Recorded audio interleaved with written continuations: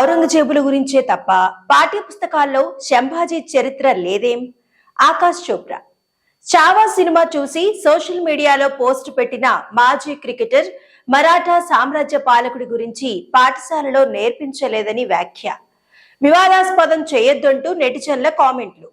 మరాఠా సామ్రాజ్యాన్ని పరిపాలించిన రెండో చక్రవర్తి ఛత్రపతి శంభాజీ మహారాజ్ జీవిత కథ ఆధారంగా తెరకెక్కిన చావా సినిమా సూపర్ హిట్ గా నిలిచింది. ఈ సినిమా చూసిన తర్వాత మాజీ క్రికెటర్ ఆకాష్ చోప్రా సోషల్ మీడియాలో పెట్టిన పోస్టు ప్రస్తుతం వైరల్ గా మారింది.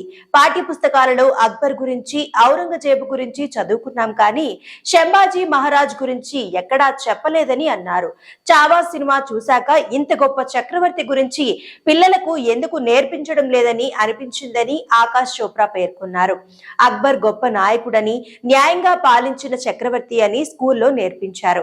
ఔరంగజేబు పేరును ఢిల్లీలో ఓ పెద్ద రహదారికి పెట్టారు, కానీ శంభాజీ గురించి ఎక్కడా చెప్పలేదు. అలా ఎందుకు చేశారు అంటూ ఆకాష్ చోప్రా ప్రశ్నించారు. ఈ పోస్ట్ పై నెటిజన్లు భిన్నంగా స్పందిస్తున్నారు.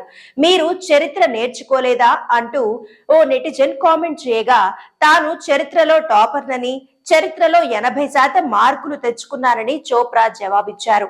కొంతమంది నెటిజన్లు ఆకాష్ చోప్రాను సమర్థిస్తూ కామెంట్లు పెడుతుండగా, మరికొంతమంది మాత్రం దీనిని వివాదాస్పదం చేయొద్దని అంటున్నారు.